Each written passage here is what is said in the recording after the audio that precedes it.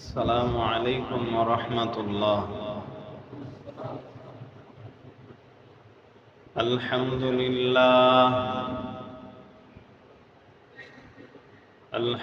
لله نحمده ونستعينه ونستغفره ونعوذ بالله من شرور أنفسنا ومن سيئات أعمالنا. من يهده الله فلا مضل له ومن يضلل فلا هادي له، وأشهد أن لا إله إلا الله وحده لا شريك له، وأشهد أن سيدنا ونبينا ومولانا محمدا عبده ورسوله الذي أرسله بالحق بشيرا ونذيرا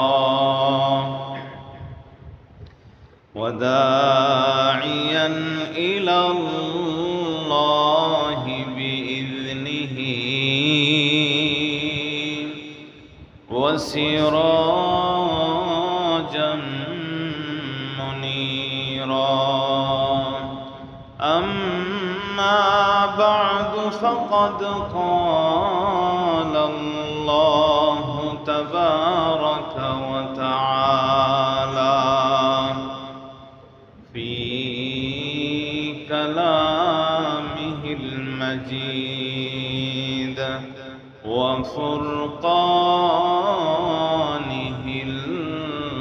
الحميد. أعوذ بالله من الشيطان الرجيم. بسم الله الرحمن الرحيم. قل هو الله أحد الله الصمد لم يلد ولم يولد ولم يكن له كفوا أحد. صدق الله مولانا العظيم. اللهم صل على محمد وعلى آل محمد كما صليت على إبراهيم وعلى آل إبراهيم إنك حميد مجيد. اللهم بارك على محمد وعلى آل محمد كما باركت على إبراهيم وعلى آل إبراهيم إنك حميد مجيد. মুআজ্জাজ মুকাররম মুসল্লিয়ানে কেরাম, আল্লাহ রব্বুল আলামিন আমাদেরকে অতি স্নেহ করে আল্লাহ তাআলার পবিত্র হুকুম জুমার নামাজ আদায় করার জন্যে তারই পবিত্র ঘর মসজিদে এসে উপস্থিত হবার তৌফিক দান করেছেন। কোরআন ও হাদিসের আলোকে কিছু কথা বলার ও শোনার জন্যে তৌফিক দান করেছেন। সেজন্যে আমরা সকলেই সেই মহান স্রষ্টার দরবারে শুকরিয়া আদায় করত পাঠ করি আলহামদুলিল্লাহ। প্রিয় মুসল্লিয়ানে কেরাম, আমি আপনাদের সামনে অত্যন্ত পরিচিত একটি সূরা, যে সূরাটি আমরা প্রায় সকলেই পারি। আমার মনে হয় না যে কেউ পারে না, এরকম কেউ আছে। তো সবাই আমরা এই সূরাটাকে পারি, যেই সূরাটা পরিচয় আমরা সকলেই জানি, যেটাকে আমরা বলে থাকি সূরা ইখলাস। তো এই সূরাটা আমি আপনাদের সামনে পাঠ করলাম, ইনশাআল্লাহ এর উপরেই আমরা কিছু আলোচনা করব এবং শুনব। এই সূরা ইখলাস, এর মধ্যে 4টা আয়াত আছে, একটি রুকু। এখানে 15টি শব্দ আছে। এই সূরার মধ্যে 15টি শব্দ। এই সূরার মধ্যে হরফ সংখ্যা হলো 48টি। তাহলে আয়াত সংখ্যা হলো 4টি, শব্দ সংখ্যা হলো 15টি, আর হরফ সংখ্যা হলো 48টি। ছোট্ট একটি সূরা। এই সূরাকে সূরাতুল ইখলাস বলা হয়। ইখলাস শব্দের অর্থ কি? ইখলাস শব্দের অর্থ হলো দিলকে আল্লাহর একত্ববাদের জন্য একনিষ্ঠ করে দেওয়া, অন্তরটাকে আল্লাহর তাওহীদের জন্য, আল্লাহর একত্ববাদের জন্য একনিষ্ঠ করে দেওয়া, এটা ইখলাসের অর্থ। এই সূরাকে সূরা ইখলাস কেন বলা হয়? কারণ এই সূরাটা মানুষের অন্তরকে একদম আল্লাহর তাওহীদের সাথে, আল্লাহর একত্ববাদের সাথে খাস করে দেয়, বিশেষিত করে দেয়, গুণান্বিত করে দেয়। যার কারণে এই সূরাকে সূরা ইখলাস বলে। দেখেন, আপনারা সকলেই জানেন কোরআনের মধ্যে কয়টা সূরা আছে। অধিকাংশ মানুষ আমরা জানি, আবার অনেকে জানি না। কোরআন শরীফের মধ্যে মোট সূরার সংখ্যা হলো 114টি সূরা। এই 114টি সূরার মধ্য থেকে 2টি এমন সূরা আছে যেই সূরার নাম ওই সূরার ভিতরে নাই। দেখেন, আপনারা সূরা বাকারা পড়েন, আপনি দেখবেন সূরা বাকারার ভিতরে কোনো এক জায়গায় আপনি বাকারা শব্দ পাবেন, আছে। আবার সূরা আলে ইমরান পড়েন, সূরার ভিতরেই দেখবেন আলে ইমরান শব্দ আছে। সূরা নিসা নাম রাখছে। এই সূরার নাম আপনি সূরা যখন তেলাওয়াত করবেন, ভিতরে আপনার নিসা শব্দটা আসবে। এইরকম আপনারা যে সূরাগুলো পারেন, যেরকম আপনারা কুরাইশ সূরা পারেন, লিইলাফি কুরাইশ, এই সূরাটা পারেন। সূরার শুরুতেই লিইলাফি কুরাইশ শব্দটা আছে না, কুরাইশ, সূরার নামও সূরা কুরাইশ। আবার সূরা কাউসার আপনারা পারেন, ইন্না আ'তাইনা কাল কাউসার, সূরার নামও রাখছে কাউসার, সূরার ভিতরে কাউসার শব্দটা আছে। তো এইরকম 114টি সূরার মধ্যে সবগুলো সূরার যে নাম রাখা হয়েছে, এই নামটা সূরার ভিতরে আছে। কিন্তু 2টি এমন সূরা আছে যেই সূরার নাম সূরার ভিতরে নাই। এই 2টির একটি হলো সূরা ফাতিহা। এই সূরা আলহামদুলিল্লাহি রাব্বিল আলামিন আপনি পড়েন, কোথাও ফাতিহা শব্দ আছে? নাই। আর দ্বিতীয় সূরা হলো সূরাতুল ইখলাস, এই যে কুল হুয়াল্লাহু আহাদ। এই সূরা আপনি পড়লেন, আমার সাথে আপনারা সবাই পড়ছেন, বা এমনিও আপনারা পড়েন, আপনারা সবাই পারেন। সূরার ভিতরে কোথাও কি ইখলাস শব্দ আছে? নাই। তাহলে এই সূরাকে সূরা ইখলাস বলে নামকরণ করলেন কেন? এর কারণ হলো এই সূরা একদম আল্লাহ তাআলার একত্ববাদের একনিষ্ঠতাকে আমাদের অন্তরের মধ্যে সৃষ্টি করে দেয়। আল্লাহ তাআলার একত্ববাদের ইখলাস মানে একনিষ্ঠতাকে আমাদের অন্তরের মধ্যে এই সূরাটা সৃষ্টি করে দেয়। এই সূরার মধ্যে শুধুমাত্র কেবলমাত্র শুধুই আল্লাহর একত্ববাদ নিয়েই আলোচনা, আর কোনো আলোচনা নাই। শুধুমাত্র আল্লাহর একত্ববাদ নিয়েই আলোচনা। ইখলাস মানে শুধু, একনিষ্ঠ। এই সূরাটার মধ্যে শুধু আল্লাহর তাওহীদ নিয়ে আলোচনা, একনিষ্ঠভাবে আল্লাহর তাওহীদ নিয়ে আলোচনা। এই সূরাটা আমাদের অন্তরের মধ্যে আল্লাহর একত্ববাদকে একনিষ্ঠ করে দেয়। এজন্য এই সূরার নামকরণ করা হয়েছে সূরাতুল ইখলাস। ছোট্ট একটি সূরা, এর ফজিলত অনেক। ফজিলতের আলোচনায় যাওয়ার পূর্বে আমরা আগে বুঝি যে এই যে সূরাটা সূরাতুল ইখলাস, এই সূরাটা আল্লাহ তাআলা নাজিল করলেন কেন, এটার প্রেক্ষাপট আছে। কিন্তু মুফাসসিরিনে কেরামদের নিকটে এই সূরার প্রেক্ষাপট নিয়ে একটু ইখতিলাফ হয়ে গেছে। তো এই সূরা কেন নাজিল হইল, কোন ঘটনার পরিপ্রেক্ষিতে সূরাটা নাজিল হয়েছে, এই ব্যাপারে মুফাসসিরিনে কেরামের তিনটি মত পাওয়া যায়। এক নাম্বার, মক্কার মুশরিকরা নবীজি সাল্লাল্লাহু আলাইহি ওয়াসাল্লামের কাছে এসে আল্লাহ তাআলার নসব জানতে চায়, বংশ। মুশরিকরা নবীজি সাল্লাল্লাহু আলাইহি ওয়াসাল্লামের কাছে এসে বলে, ও মুহাম্মদ, তুমি যে আল্লাহর ইবাদত করো ওই আল্লাহর বংশ কি, বংশ আমাদের কাছে বর্ণনা করো। নাউযু বিল্লাহি মিন যালিক। এর পরিপ্রেক্ষিতে আল্লাহ তাআলা সূরা ইখলাস নাজিল করেন যে আমি আল্লাহর কোনো বংশ নাই, কোনো সন্তান নাই, তিনি কারো থেকে জন্মও হয় নাই, কাউকে তিনি জন্ম দেনও নাই। দুই নাম্বার মত একটু বিস্তারিত ভাবে বর্ণিত আছে।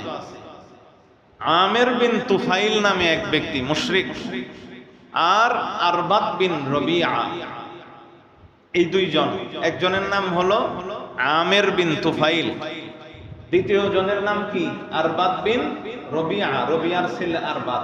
তো একজনের নাম আমের আর একজনের নাম আরবাদ।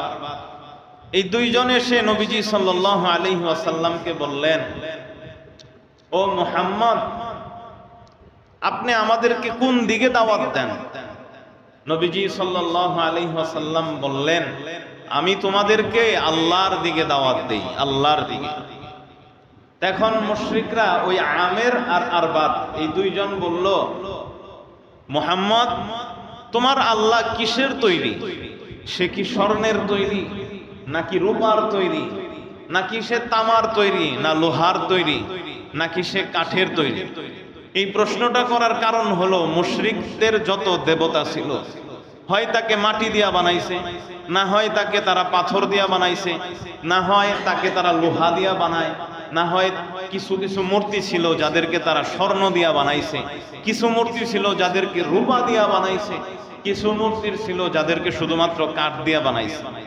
এজন্য তারা এই একই প্রশ্ন করলো যে তোমার আল্লাহ সে কিসের তৈরি? এই প্রশ্নের পরিপ্রেক্ষিতেই আল্লাহ তাআলা এই সূরা নাজিল করেন, বলে দেন যে আল্লাহ কোনো কিছুর তৈরি না, তিনি আছেন, ছিলেন, থাকবেন সব সময়।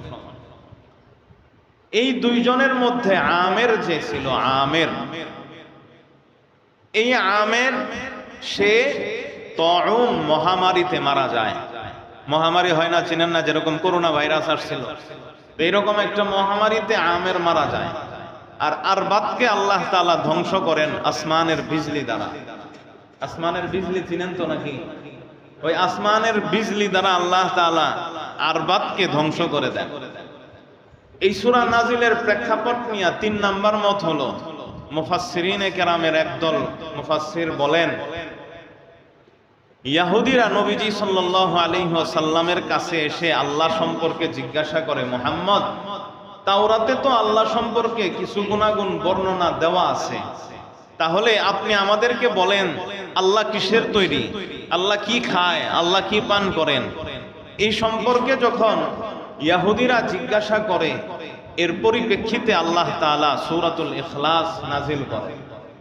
এই গেল নাজিল হওয়ার প্রেক্ষাপটের তিনটা মত। এরপরে আসেন, এই সূরাটা কি মক্কি না মাদানী? দেখেন, কিছু সূরার সাইডে লেখা থাকে মক্কি, কিছু সূরার নামের সাইডে লেখা থাকে কোরআন শরীফে মাদানী। সব মক্কি সূরা কোনটা, মাদানী সূরা কোনটা, এটা নিয়ে উলামায়ে কেরামের মাঝে ইখতিলাফ আছে।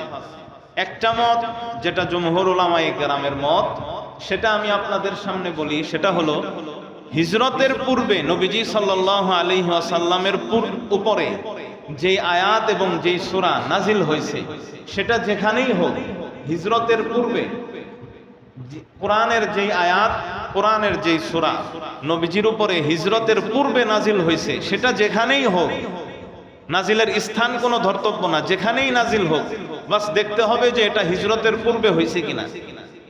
কোরআনের যেই আয়াত এবং যেই সূরা হিজরতের পূর্বে নবীজি সাল্লাল্লাহু আলাইহি ওয়াসাল্লামের উপরে নাজিল হয়েছে, চাই সেটা যেখানেই হোক, সেই আয়াত এবং সেই সূরাগুলোকে বলা হয় মক্কি সূরা। আর হিজরতের পরে মদিনায় যখন নবীজি সাল্লাল্লাহু আলাইহি ওয়াসাল্লাম হিজরত করে গেছেন, এরপরে নবীজি সাল্লাল্লাহু আলাইহি ওয়াসাল্লামের উপরে যেই সূরা এবং যেই আয়াতগুলো নাজিল হয়েছে, চাই সেটা যেখানেই হোক না কেন, সেই সূরাগুলোকে বলা হয় মাদানী সূরা। কথা বুঝতেছেন? তো এই হিসেবে এই সূরাটা, সূরা ইখলাস, এটা কি মাদানী নাকি মক্কি? এটা কি মদিনায় নাজিল হয়েছে, হিজরতের পরে নাজিল হয়েছে, নাকি হিজরতের আগে নাজিল হয়েছে? কোনটা? হিজরতের আগে নাজিল হইলে সূরা ইখলাস হবে মক্কি, হিজরতের পরে নাজিল হইলে সূরা ইখলাস হবে কি মাদানী। তাহলে এই সূরাটা মক্কি না মাদানী, এই ব্যাপারে মুফাসসিরিনে কেরামদের তিনটি মত পাওয়া যায়। কয়টি মত? তিনটি। এক নাম্বার, আব্দুল্লাহ ইবনে মাসউদ রাদিয়াল্লাহু তাআলা আনহু এবং হযরতে ইকরিমা রাহমাতুল্লাহি আলাইহি, এই দুই জলিলুল কদর ইমামের মত হলো সূরা ইখলাস এটা হলো মক্কি, অর্থাৎ নবীজির হিজরতের পূর্বে এই সূরাটা নাজিল হয়েছে। দুই নাম্বার মত হযরতে কাতাদা রাহমাতুল্লাহি আলাইহি এবং হযরতে যাহাক রাহমাতুল্লাহি আলাইহি, এই দুইজন বলে সূরা ইখলাস এটা হলো হিজরতের পরে নাজিল হয়েছে, এজন্য এটা মাদানী সূরা। কেননা ওই যে ইহুদিরা নবীজির কাছে আইসা প্রশ্ন করছে, আর ইহুদিরা তো মক্কায় ছিল না, মদিনায় ছিল, এজন্য নবীজি সাল্লাল্লাহু আলাইহি ওয়াসাল্লামের উপরে তারা বলেন এই সূরাটা হিজরতের পর নাজিল হয়েছে, বিধায় এই সূরাটা হলো মাদানী। তিন নাম্বার মত হযরতে আব্দুল্লাহ ইবনে আব্বাস রাদিয়াল্লাহু তাআলা আনহুমার সূত্রে বর্ণিত। তিনি বলেন তার থেকে দুইটা মতই পাওয়া যায়, এক এই সূরাটা মক্কি, আবার দুই নাম্বার মত এই সূরাটা মাদানী। তো যাই হোক, আমরা সূরার মক্কি মাদানী হওয়া সম্পর্কেও জানলাম, আমরা এই সূরার নাজিল হওয়ার ঘটনা সম্পর্কেও জানলাম, এই সূরার নাম রাখা সম্পর্কেও আমরা জানলাম, ইখলাসের অর্থ কি এটাও আমরা জানলাম। এবার জানার বিষয় হলো এই সূরার অর্থটা। আমরা সংক্ষেপে এই সূরার অর্থটা একটু জেনে নেই। এই সূরার প্রথম যে আয়াতটা কুল হুয়াল্লাহু আহাদ, কুল, এটার দ্বারা আল্লাহ তাআলা তার প্রিয় হাবিব নবীজি সাল্লাল্লাহু আলাইহি ওয়াসাল্লামকে বলতেছেন, কুল, হে নবী আপনি বলুন। কি বলে দেন আপনি? আল্লাহু আহাদ, যে আল্লাহ তাআলা এক ও অদ্বিতীয়, আল্লাহ তাআলা এক ও অদ্বিতীয়।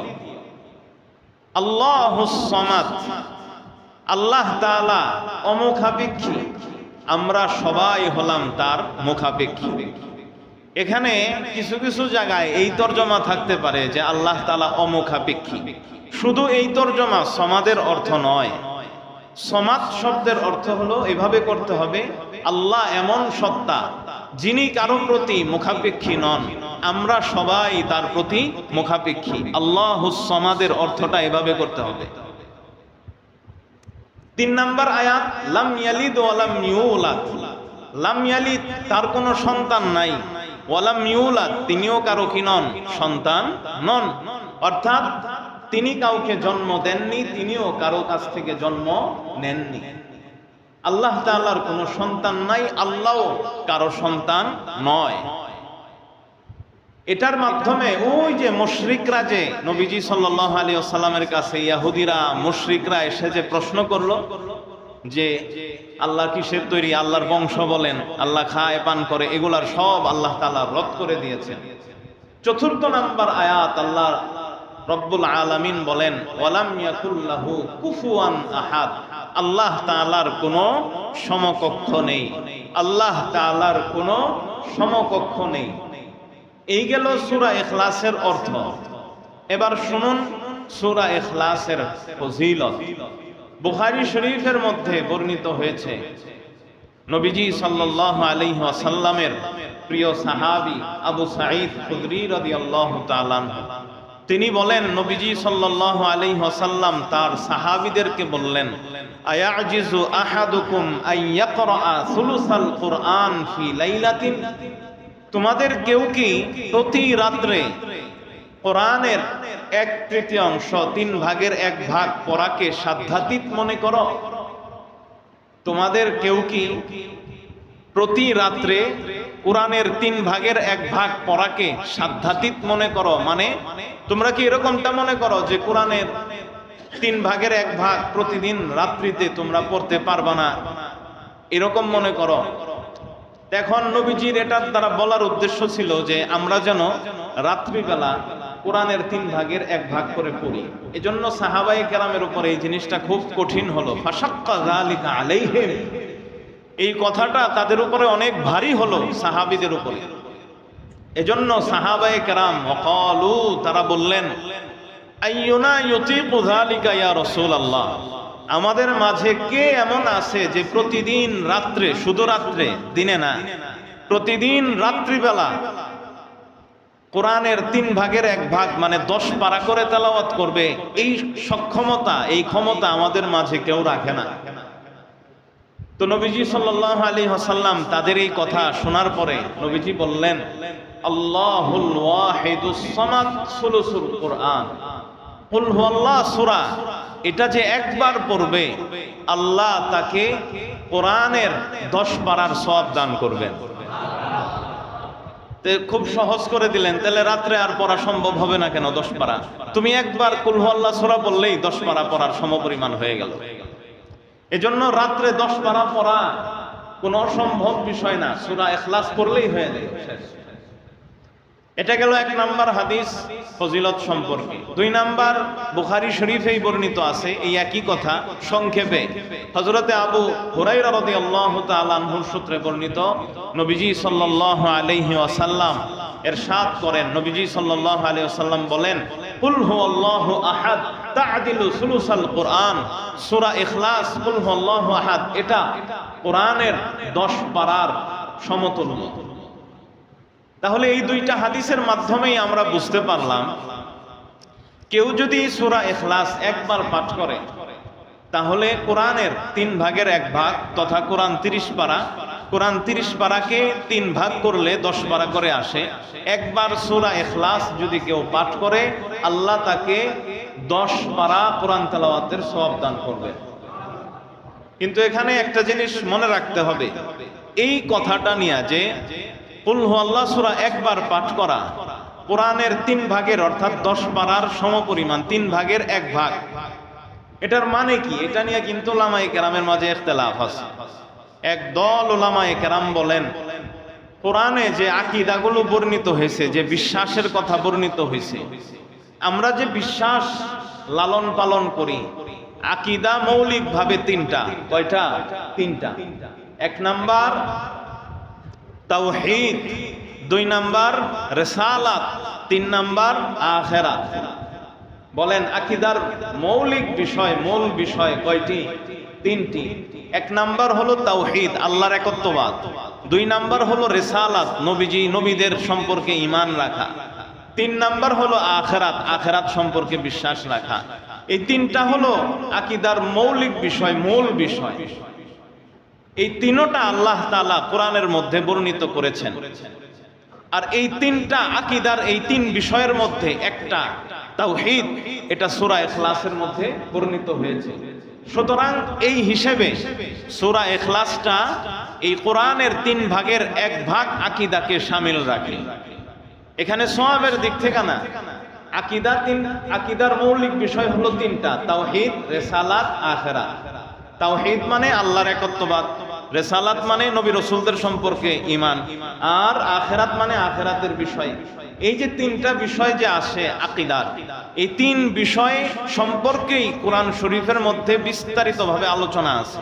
জায়গায় জায়গায় তাওহীদ সম্পর্কেও আছে, জায়গায় জায়গায় রিসালাত সম্পর্কেও আছে, জায়গায় জায়গায় আল্লাহ তাআলা আখিরাত সম্পর্কেও বর্ণনা করেছেন। এই 3 বিষয়ের মধ্যে এই সূরা ইখলাসের মধ্যে শুধু কোন বিষয়টা আছে? তাওহীদ। কুল হুয়াল্লাহু আহাদ, আল্লাহ এক, আল্লাহুস সামাদ, আল্লাহ মুখাপেক্ষী, আমরা সবাই তার দিকে মুখাপেক্ষী। লাম ইয়ালিদ ওয়া লাম ইউলাদ, তার কোনো সন্তান নেই, তিনিও কারো সন্তান নন। ওয়া লাম ইয়াকুল লাহু কুফুয়ান আহাদ, তার কোনো সমকক্ষ নাই। টোটাল সূরা ইখলাসের মধ্যে যা কিছু বলা হইল, নবী রাসূলদের সম্পর্কে কিছু বলা হয়েছে, আখিরাত সম্পর্কে কিছু বলা হয়েছে, বলা হয় নাই। শুধুমাত্র বলা হয়েছে কি সম্পর্কে? তাওহীদ সম্পর্কে, আল্লাহর একত্ববাদ সম্পর্কে। এই হিসেবে আল্লাহর নবী সাল্লাল্লাহু আলাইহি ওয়াসাল্লাম বলছেন যে সূরা ইখলাস এটা কোরআনের 3 ভাগের 1 ভাগের সমতুল্য। মানে পুরা কোরআনের মধ্যে আকীদার 3টি বিষয় আছে, তাওহীদ, রিসালাত, আখিরাত। এই সূরা ইখলাসের মধ্যে কোরআনের এই 3টি আকীদা থেকে শুধু কোন আকীদা আল্লাহ বর্ণনা করেছেন? তাওহীদের আকীদা। এই হিসেবে সূরা ইখলাস হলো পুরা কোরআনের 3 ভাগের 1 ভাগ। এটা একটা মত আছে অনেক উলামায়ে কেরামের। 2 নাম্বার মত হলো যে না, বাস্তবেই সূরা ইখলাস একবার পাঠ করলে, এটাই হলো জমহুর উলামায়ে কেরামের মত, অধিকাংশ উলামায়ে কেরামের মত হলো এটাই, যে যদি আপনি সূরা ইখলাস একবার পাঠ করেন তাহলে আপনি কোরআনের 10 পারার সওয়াব পাবেন। তাহলে আপনি যদি 3 বার পাঠ করেন সূরা ইখলাস, তাহলে আপনি পুরা কোরআন এর সওয়াব আপনি পেয়ে যাবেন, তাই না? একবার পাঠ করলে যদি 10 পারার সওয়াব হয়, তাহলে 2 বার পাঠ করলে কয়বার হবে? 20 পারা।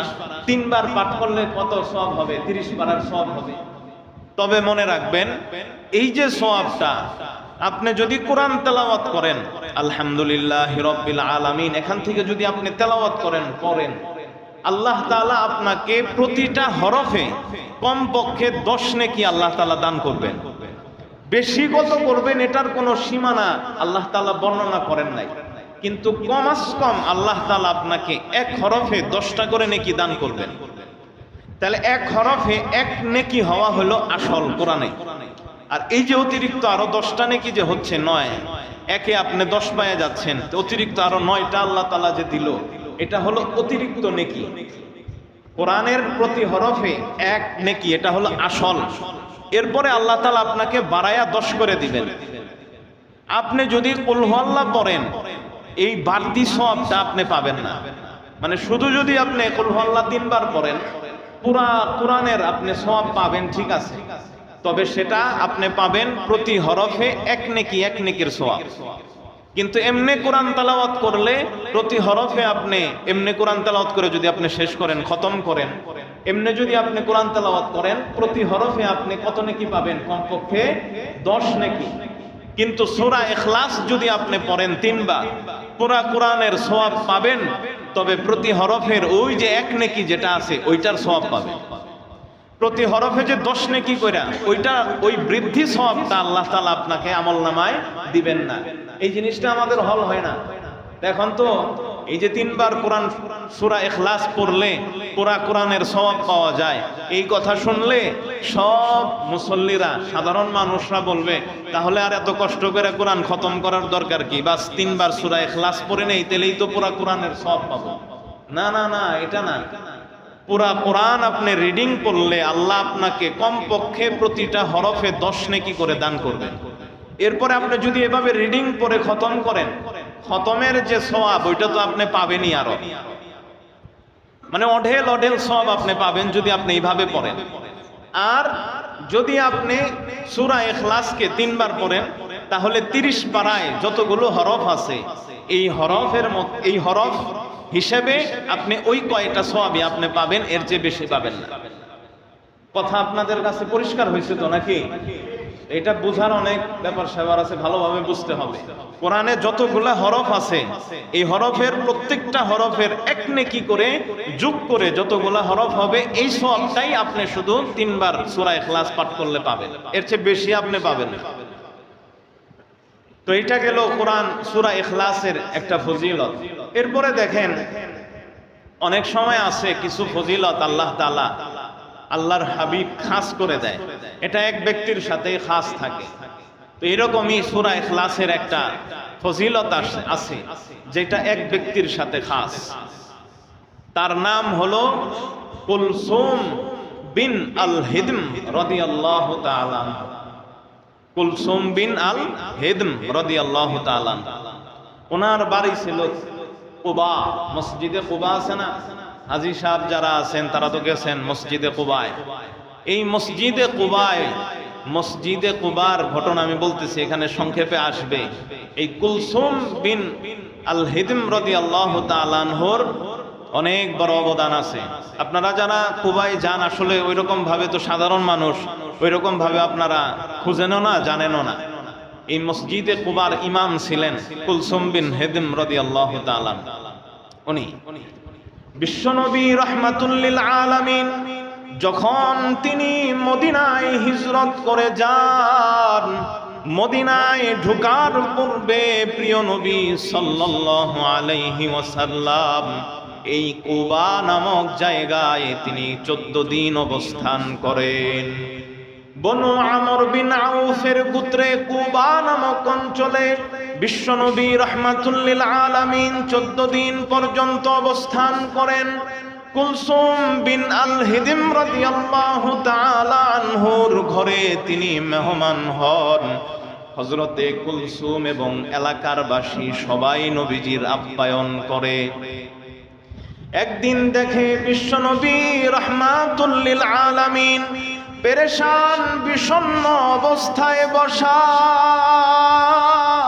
কুলসুম রাদিয়াল্লাহু তাআলা আনহু বিশ্বনবী রাহমাতুল লিল আলামিনকে জিজ্ঞাসা করেন, ওগো আল্লাহর হাবিব, আপনি আমাদের এলাকায় আসছেন, মেহমানদারির মধ্যে কোনো ত্রুটি হচ্ছে নি? আপনার কোনো কিছুর প্রয়োজন কিনা? যেই প্রয়োজনটা আমরা এখনো পর্যন্ত পূর্ণ করতে পারি নাই, আপনি যদি আমাদেরকে বলেন আমরা চেষ্টা করব আপনার প্রয়োজনটাকে পূরণ করে দেওয়ার। বিশ্বনবী রাহমাতুল লিল আলামিন বলেন, তেমন কোনো প্রয়োজন নাই, আমি বিষণ্ণ পেরেশান। আমরা সবাই একা একই নামাজ পড়ি কোনো মসজিদে গিয়ে। আমাদের এই অঞ্চলে কোনো মসজিদ নাই যেখানে গিয়ে আমরা একত্রিত হয়ে নামাজ পড়ব। আমার মনে এই পেরেশানি, ও কুলসুম, আমার মন চায় সবাইকে নিয়ে আমি একত্রিত হয়ে নামাজ পড়ি, সবাই একসাথে মিলেমিশে নামাজ পড়ি। কিন্তু এই এলাকায় তো মসজিদ নাই, জায়গা নাই, কিভাবে নামাজ পড়ব? হযরতে কুলসুম রাদিয়াল্লাহু তাআলা আনহু বলেন, ওগো আল্লাহর রাসূল, এই যে আমার জায়গা,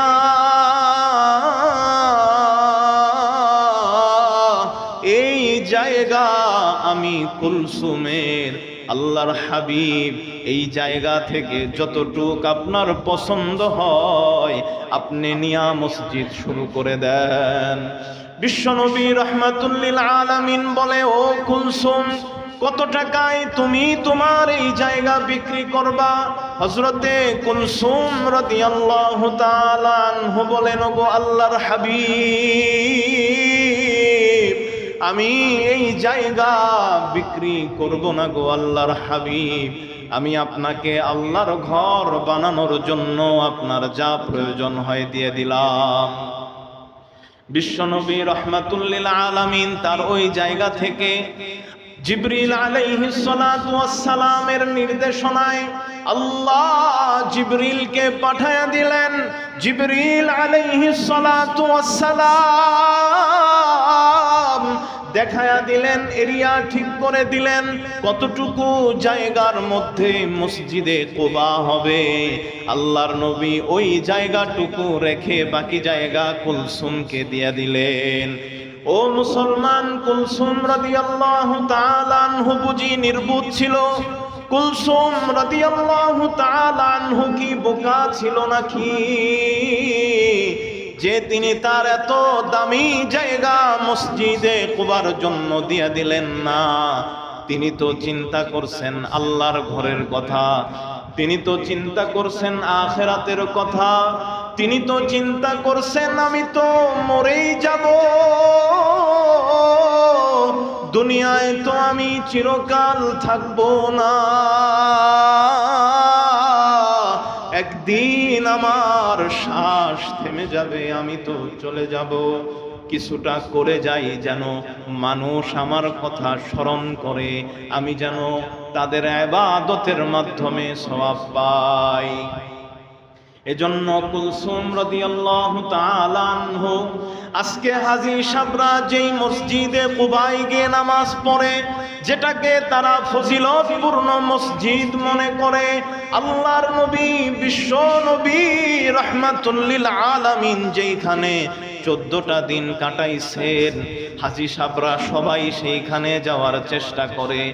সবাই কুলসুমের জায়গায় মসজিদে নামাজ পড়ে, আর কুলসুম রাদিয়াল্লাহু তাআলা আনহু কবরে শুয়ে শুয়ে প্রতিটা হাজী সাহেবের সওয়াব তিনি পেয়ে যান। ও মুসলমান, এই কুলসুম রাদিয়াল্লাহু তাআলা আনহু মসজিদে কুবার জায়গা দিয়েছেন, শুধু তা নয়, তিনি এই মসজিদের ইমাম ছিলেন। ইমাম মসজিদে কুবায় তিনি নামাজ পড়াতেন। তিনি যখনই নামাজ পড়াইতেন, প্রতি রাকাতে সূরা ফাতিহার পর তিনি সূরা ইখলাস পাঠ করতেন। সূরা ইখলাস পাঠ করার পর এরপরে তিনি অন্য কোন সূরা মিলাইতেন, অথবা কোরআনের অন্য কোন জায়গা থেকে তিনি তেলাওয়াত করতেন, কিন্তু প্রতি রাকাতেই সূরা ফাতিহার পরে তিনি সূরা ইখলাস পাঠ করতেন।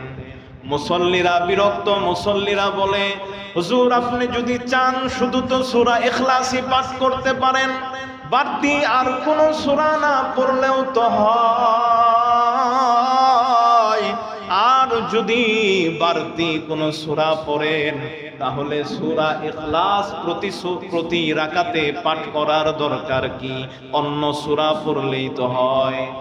কুলসুম রাদিয়াল্লাহু তাআলা আনহু বলেন, ও আমার মুসল্লিরা, যদি তোমরা আমাকে ইমাম রাখতে চাও রাখো, আর যদি ইমাম না রাখতে চাও তাহলে আমাকে বাদ দিয়া দাও, কিন্তু আমি প্রতি রাকাতেই সূরা ইখলাস পাঠ করব, আমি এটা ছাড়ব না।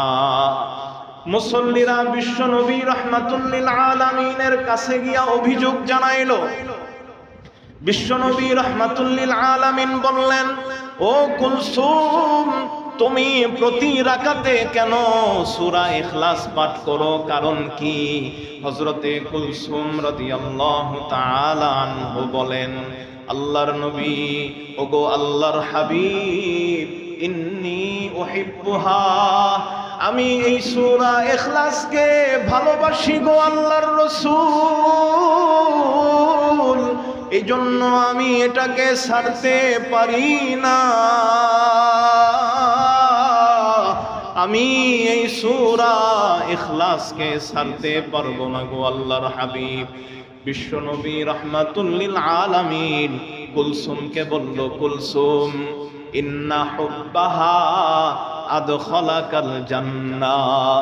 ও কুলসুম, ও কুলসুম, এই সূরা ইখলাসের ভালোবাসাই তোমাকে জান্নাতে প্রবেশ করিয়ে দিবে। কুলসুম রাদিয়াল্লাহু তাআলা আনহুর জন্য শুধু এটা খাস ছিল, আর কারো জন্য অনুমতি নাই। তিনি নামাজে প্রতি রাকাতেই সূরা ইখলাস পাঠ করতেন। আমাদের জন্য এই অনুমতি হবে না। এজন্যই নবীজি সাল্লাল্লাহু আলাইহি ওয়াসাল্লাম এবং অন্যান্য সাহাবীরা কিন্তু আপত্তি করছেন, কারণ প্রতি রাকাতেই সূরা ইখলাস পড়া এটা ঠিক না। হয় ইখলাস পড়বে, অন্য সূরা পড়বে, কিন্তু প্রতি রাকাতেই ফাতিহার পরে সূরা ইখলাস পড়বে, তারা আপত্তি করছে। কিন্তু কুলসুমের ভালোবাসার কারণে আল্লাহর নবী সাল্লাল্লাহু আলাইহি ওয়াসাল্লাম এটা তার জন্য কি করে দিয়েছেন, খাস করে দিয়েছেন। এজন্য সূরা ইখলাস আমরা এটাকে ভালোবাসি, এটাকে যত্ন করি। এই যে ঘটনা, হযরত কুলসুম রাদিয়াল্লাহু তাআলা আনহু তিনি মসজিদের জন্য জায়গা দিয়ে দিলেন। এখান থেকে আমাদের শিক্ষা নেওয়ার অবশ্যই অনেক কিছু আছে।